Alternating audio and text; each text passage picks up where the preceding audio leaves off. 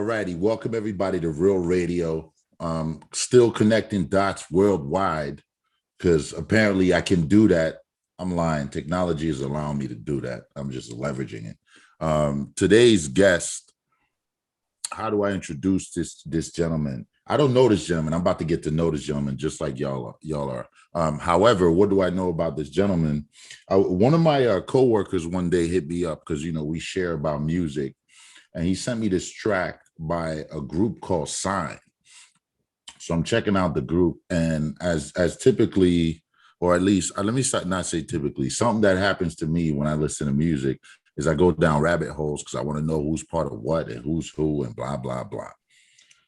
Lo and behold, there's a rapper that's part of the group that's from Benin. So once I see that, flags is out, baby. Yeah. So today I got Akin Yai. Akin Lola. You know what I mean? What's up? What's good, brother? Thanks for having me. Well, listen, thank you for coming. And for those, if in case people don't know, we are connecting this dot worldwide. You are currently in Benin, correct? Yes, I am.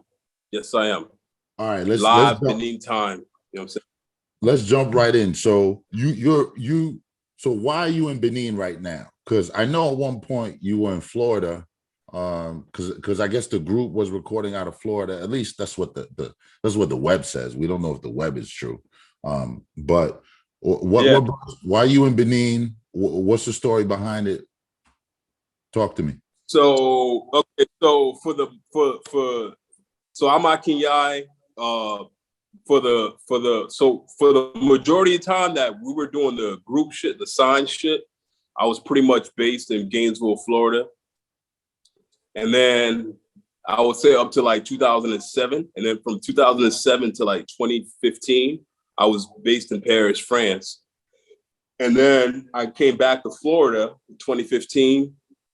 And I was doing like solo work. And then like last year, shit just went crazy. My father got sick. He ended up passing. Condolences, man.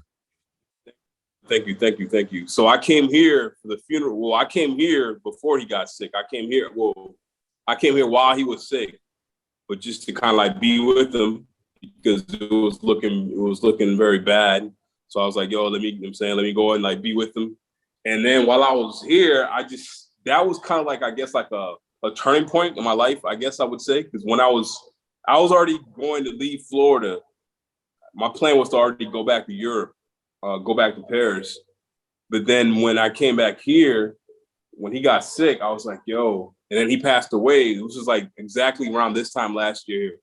I came here like literally, it was like November 18th when I landed last year here. So I've been almost a year now, it's like a week, and it'll be like literally a year that I've been here.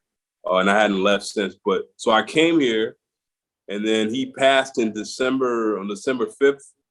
And I needed some time out, from America and all the shit that was going on, the pandemic and all that shit. So I was doing artist and residency work at a hospital. So I was able to just like chill and work remotely, which is cool, So I was actually able to just like be here, and it was super convenient. And then I just decided to say, fuck it, I'm just going to stay. You know what I'm saying? Like, I'm going to stay for a while. I don't blame you. I was like, you know what? And then I just had ideas. The food, bro. I started like connecting with my roots and like, meeting up with family members that I hadn't seen in a long time. And just like, it was like I was back home. And it was like, I was like, yo, you know what? Like, I need to just be based. And the plan was to always come back here at some point and like have like a sabbatical or something, like a year off, and just like do base myself out here and work with African artists in Nigeria and South Africa and move around a little bit. And I'm in the cinema too.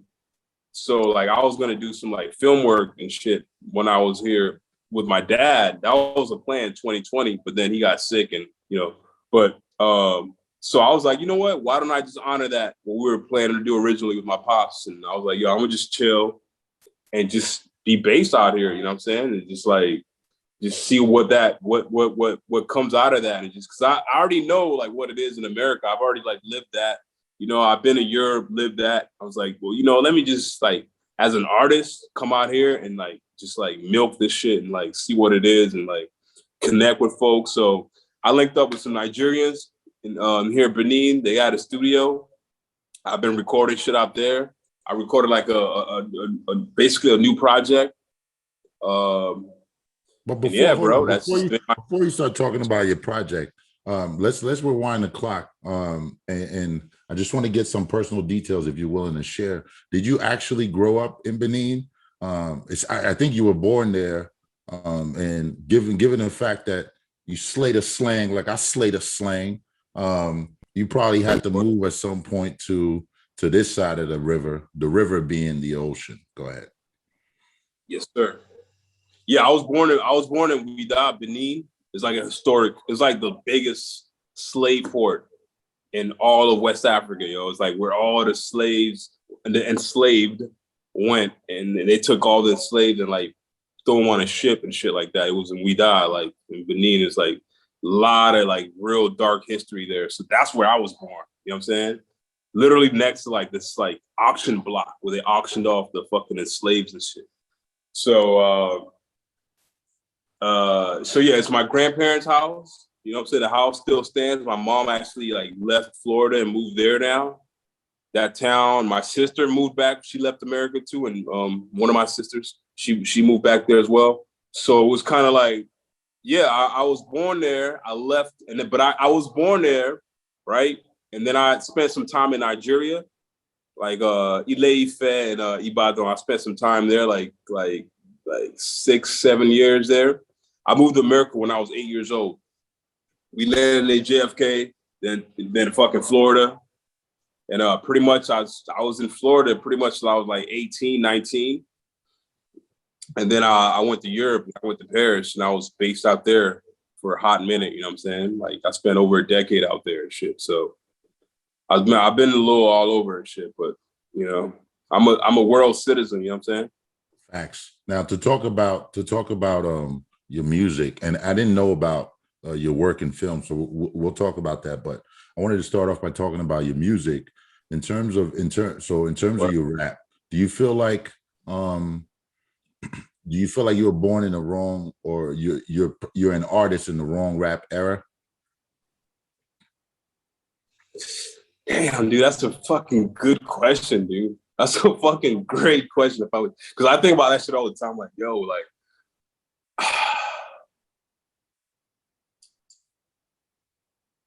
I do think that in a way, but then in a way, I think it's all just kind of like life, man. And it's just like, you know what I'm saying? It's up to me to adapt. You know what I mean? Because after a certain point, I just stopped making excuses, bro. I was just like, you know what, man? Like, you're an artist. At the end of the day, like, I'm a lyricist at heart. You know what I'm saying? So I grew up on shit like Pac, you know what I'm saying? Nas, Black Thought. Like, these are like the dudes that like, you know, Yasin Bey, these are the dudes that like I like was super they still around. By, you know? They still around. I mean, for those who don't know, they out here. They still out here for real. So like, these are the cats. But then if you look at a lot of those dudes, they just kind of like, you know, a lot of my idols, they're not dead. A lot of them just kind of like just fell the fuck back too. You know what I'm saying? Like they wasn't even fucking with this new era and shit. But yeah, like to answer your question, I do feel like that sometimes. But then like I'll fuck around and like get inspired by new artists too. You know what I'm saying? Like I like a lot of new school shit. I'm a huge Young Thug fan. You know what I'm saying? I like Young Thug.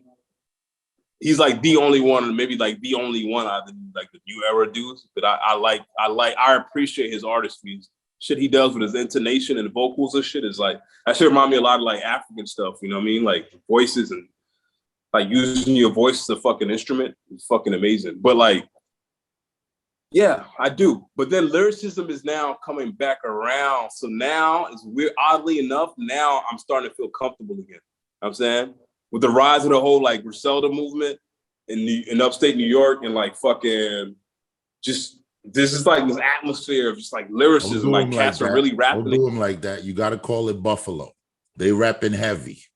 My bad. Buffalo. Not all upstate.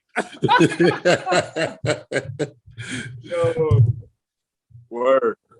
But yeah, so like, you know, and like, yeah, like I feel like lyrics is back. So now I really like listen. I was just listening to, I don't know if you're familiar with 38 Special.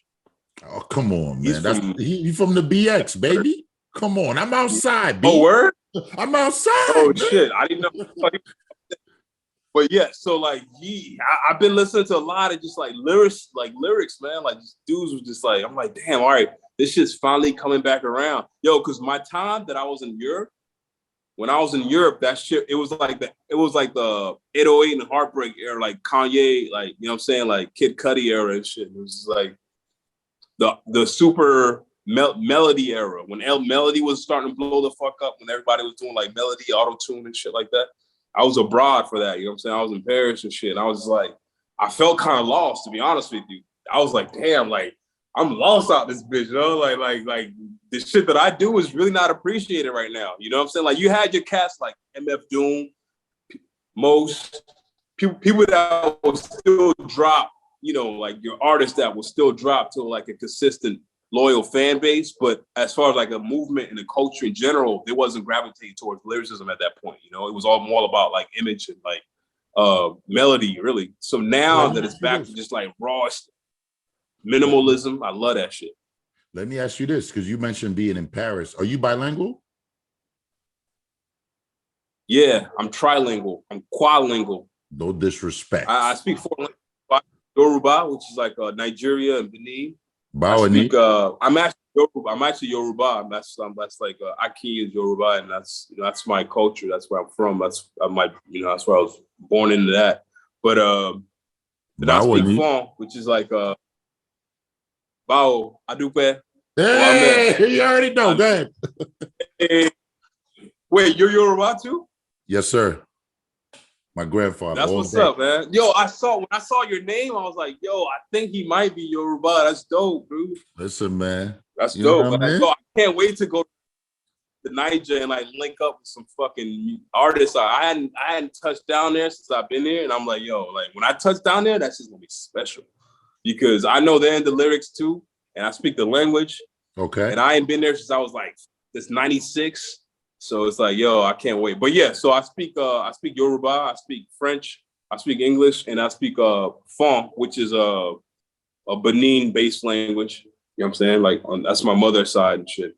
Well, let me ask you this, and the reason I'm asking I asked if you were bilingual is because, you know, being in France, and I mean knowing, so I'm also, you know, multilingual. I only really know 2, but in my mind, I know more. In my mind, I know more. I know more in my mind. So.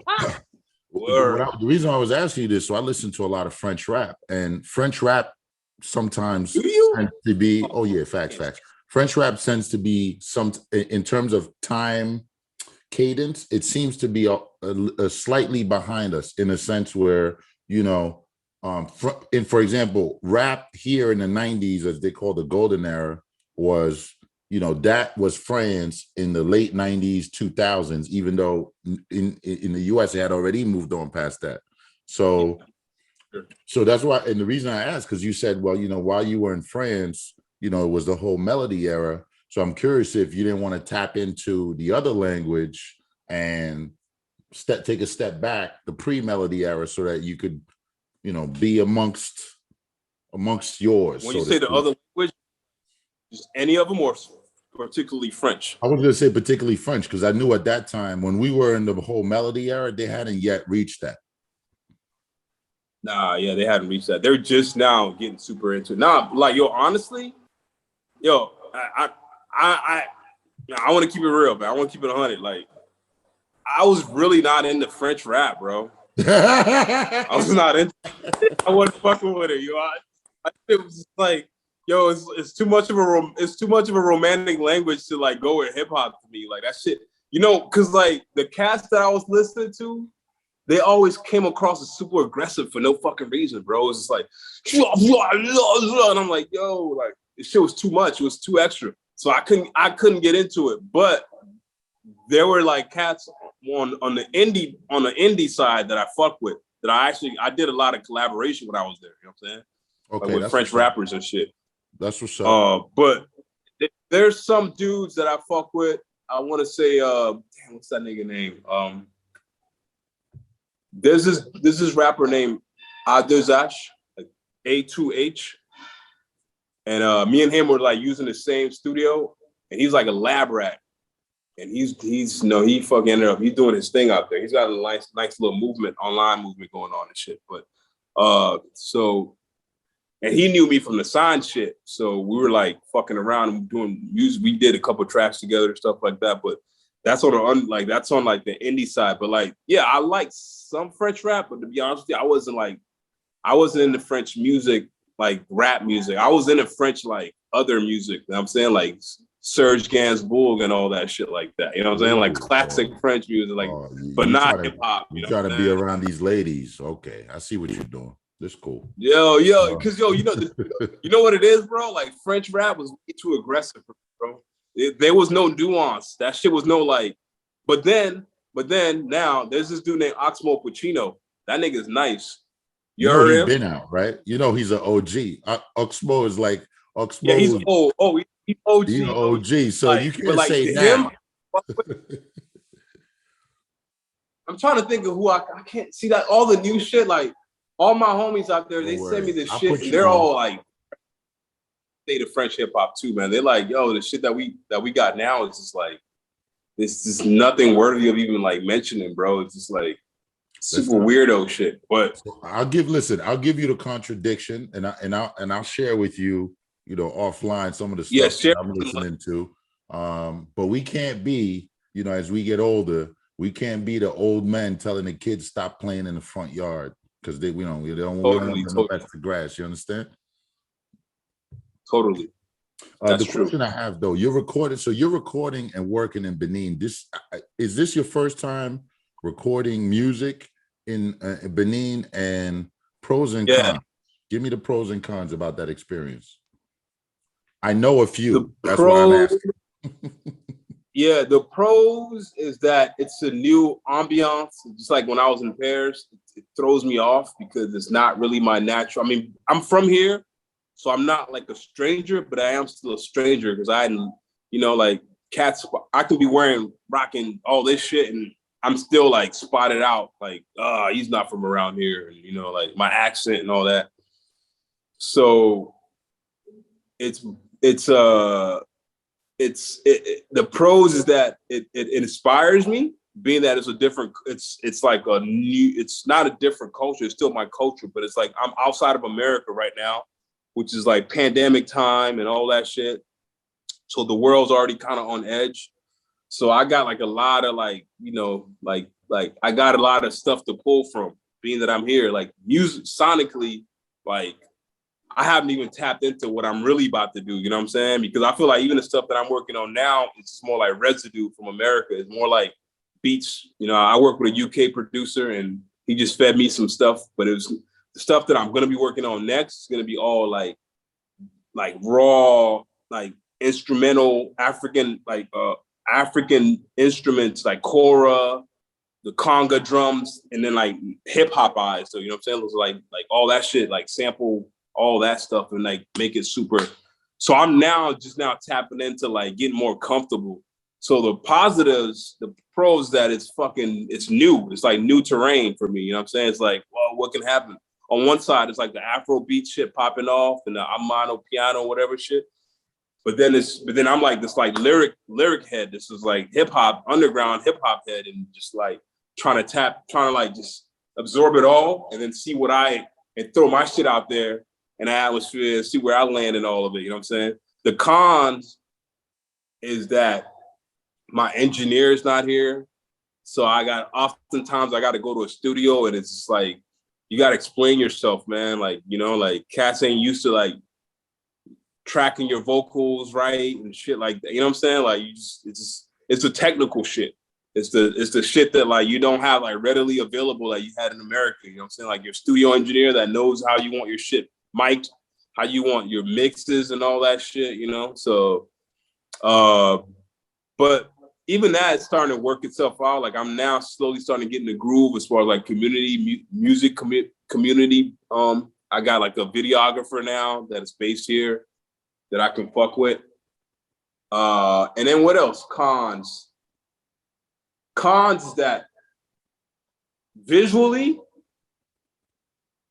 Africa got a lot to offer, but also like there's only so much visuals I can shoot in Benin, you know what I'm saying? Like there's only so much like I can like I feel like I could do like 2 videos. I already did one. I already did 2. I feel like it's one more, right? And then it's gonna be like, all right, nigga, like you gotta, you know what I'm saying? You gotta at least hit up another country or some shit. Factamundo. Basically, and then also the audience. Like the audience, I gotta like, it's challenging me to tap into their world more because they're not the aesthetic that I come from, which is like raw lyrics. For one, it's a francophone country, so they don't really understand the bars like that. You know what I'm saying? Like I feel like Nigeria or Ghana would be. What'd you say? I said some do, but I know what you mean.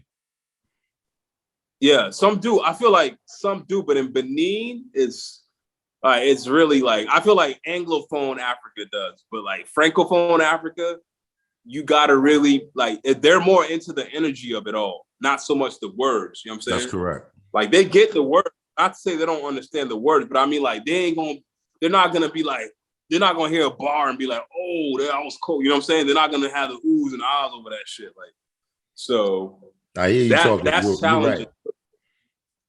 Yeah, but that's cool though, because then I feel like kind of like that's like an opportunity for me to tap into like, you know what I'm saying? Like, because I did like this like drill track. Being that the producer I'm working with is from the UK, he sent me a drill beat. I did like a drill track.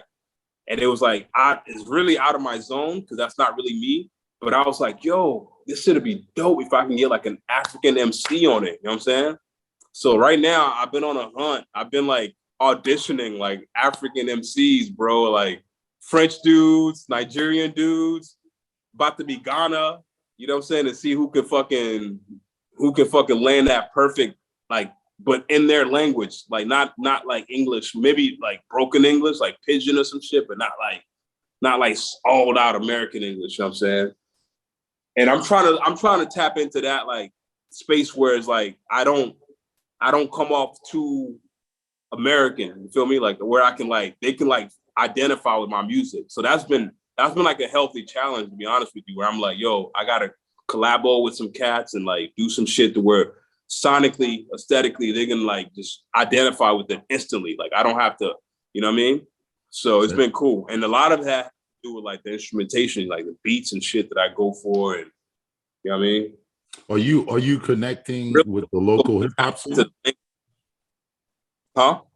Are you connecting with the local hip hop scene through these efforts? Like how do you feel about what's your experience with the rap scene or the hip hop scene in Benin? Yeah, I'm not connected at all, bro. I'm not. I try to find it, but it's just like, I mean, like, I'm not. I mean, like, I tap into certain folks, like the dudes the engineers that work in the studio but they're from Nigeria, so they're not from here either.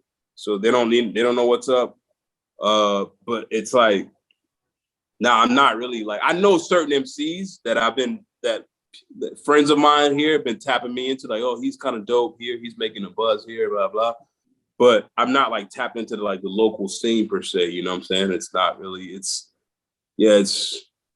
I feel like for me, it's all about like the next shit I do. Like I gotta kind of incorporate these folks. I gotta like go into their world and then make music inspired by all that shit. Because right now I'm still kind of like me in a Benin type shit. You know what I'm saying? I'm still like Akin Benin, like this American shit. Like I feel like once I really tapped into like the scene here and I like absorb it and then it reflects the music and I'm like engaging more, then it would be like it will be a little more seamless. But right now it's still kind of like, it's still very much like I'm making my music but just in a different location. You know what I mean? Stand by. The luxuries of living in the US. I got a food delivery. Stand by.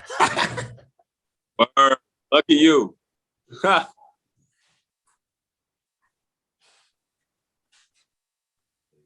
I'm not gonna lie. After this, it's lunchtime, baby. What you ordered? Sandwiches, Vietnamese sandwiches, baby.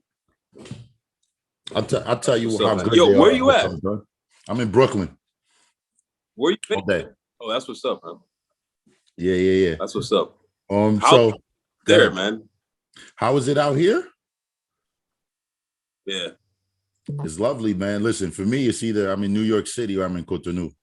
So I'm in option 1 right now. And option 2. Wait, so you were before? Say that again? You were here before? Yeah, so I grew up in Africa. So I spent probably, I want to say 12 years, 10 to 12 years in Cotonou. Word. Yeah. So, that's what I'm saying. So I'll share with you some of the contacts that I have. I know some people in the scene. And then I'll let you navigate your way through it based on whatever energy you get from those connections. But one of the things I wanted to ask you, because I want to start some controversy. So why did Cyne break up? What's the rap beef going on in the group beef with Cyne? I'm making this up. I actually don't know that there's beef. I literally made that up. Yo, that's a very fucking good question, dude. I don't know, dude. I don't know. Brothers got to work it out, man. You know what I mean? Oh, there is beef? I literally was reaching there. I want to say some PC shit, but we're all grown, so I can't say PC shit. So it's more like, initially I left to go to Paris, right? And it was like, the fellas was back in America. I was in Paris, and that kind of like put a kind of like a difficult hold on shit, but like it was a very orchestrated move. Like, I let the fellas know and stuff like that. I kind of felt like for what we were doing at that point, we had reached a point where it was like, all right, we did enough for Florida. We got to branch out. You know what I'm saying? And because we weren't really all on the same page as far as like how we're about to move and, and pursue it on a professional level, I was like, well, fuck it. I'm going to go to film school. So I bounced. I went to film school. And then it just kind of like the distance kind of just like, you know what I mean? Like it just crept in and just oceans and, you know what I mean? Like when you're away from people, communication is harder, bro. And shit's just like tougher. And like, honestly, like, I don't even know, man. Like, I don't, like it's crazy. We had like a reunion show back in like 2017.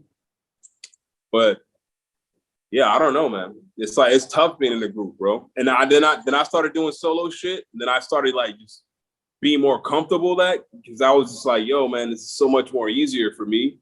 Like I definitely did miss being in a group. I miss rhyming with my boy, but it was also tough, bro. Like it was I can't lie to you, man. Like, like we're all because when Cyne started, we were like. Me and Sice, the other MC, we were like, we were in high school doing this shit, like ninth grade. You know what I'm saying? So we before we met the two producers, we were already doing shit in different, like with each other in different groups. So we'd had like a whole 4 years before Cass even heard of Cyne. And then like when Cyne popped off, we were in like our early 20s, and it was like, yo, like life was just so much easier then. You know what I'm saying? Because you just like, you know what I mean, like. You're drinking, getting stoned, and like, school and shit like that. And the music shit's like a hobby, but it's like, but we're also putting out shit professionally. But then when you get older, cats are getting married, having kids, shit's different. You know what I'm saying? Like, you gotta make time for music, and you gotta be a little more like, what's the word? You gotta be a little more focused and a little more deliberate with your moves. Intentional, yeah, you know what I mean? So, I mean, there's definitely no beef. Like I love my dudes, man, but it's just, I don't know, man. You gotta ask them this shit. Cause I feel like I'm always being the one to ask. No one is ever asking them. Oh well, I'm reaching out to you. I'm talking to you. Well, let me ask you this: does your solo career help you make art a different way, or a way that you weren't able to make while you were in the group? And if so, how so?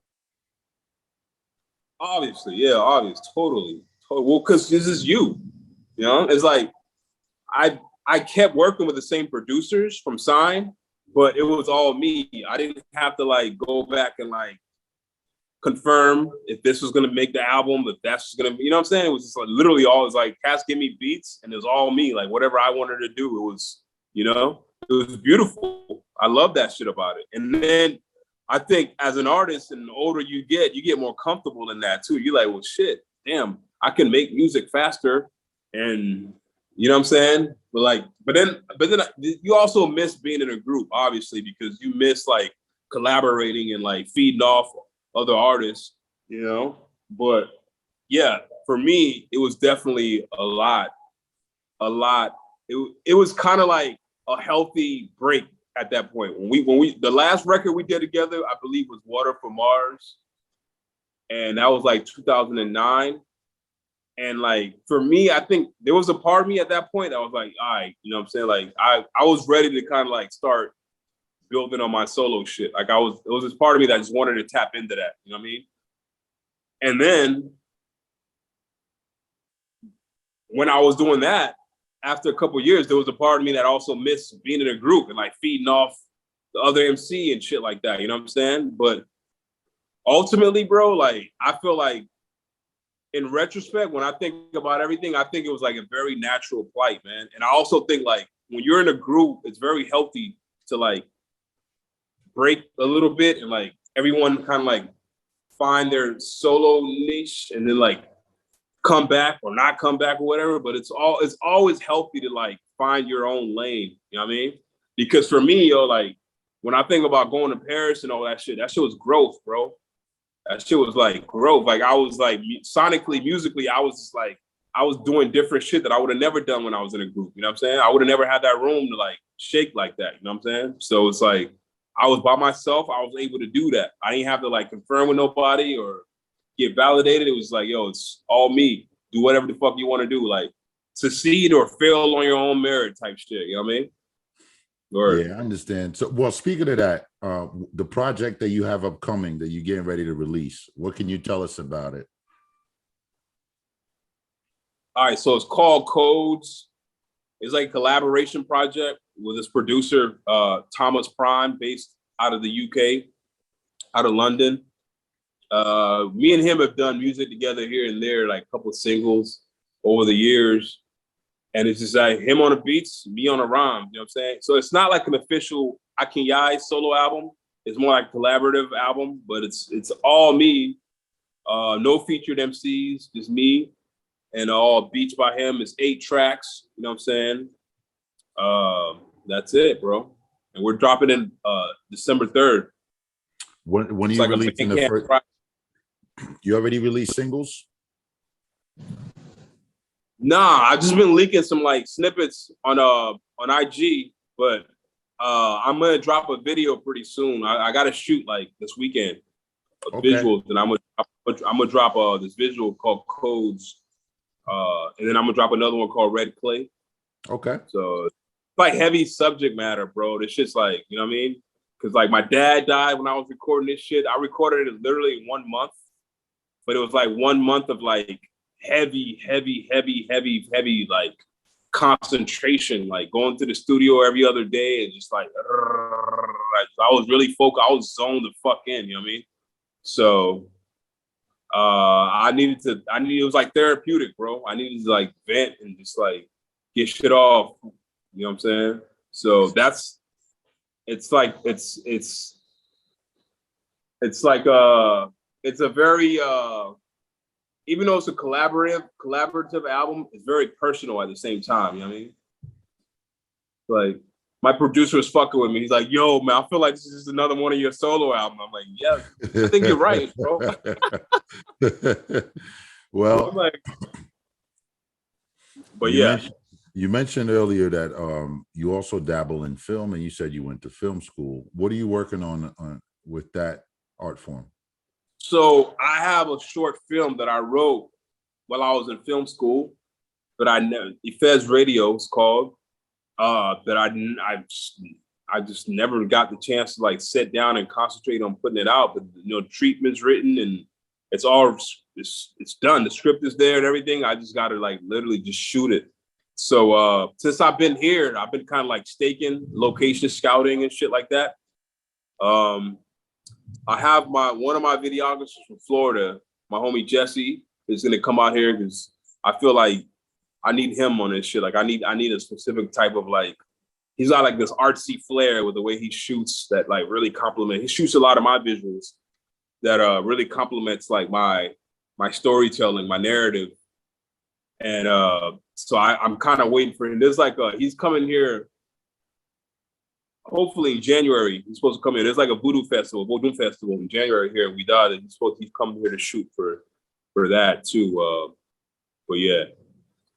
So well listen, I appreciate you coming on the show. Yeah. And I'm glad I was able to dig in the crates virtually and end up with finding out about you, about your group. I look forward to the success of Codes. I'm be listening. I'm already in tune, and keep pushing. You might actually see me boots on the ground because like I said earlier, I'm outside. So if you feel see you, me bro. walking around, you know what it is. If you ever come out here, man, you gotta hit me up, man. Link me, bro. You gotta come out here, man, and link me with all your contact here, because I'm like, I'll be with my girl just chilling, bro, and I'm just like, I gotta make some music friends out here. You know what I'm saying? I hear you talking. We'll take care of that, man. Thank you for coming on, and we'll be in contact, my G. Yes, sir. Appreciate you, man. One love. Right. Peace. Peace.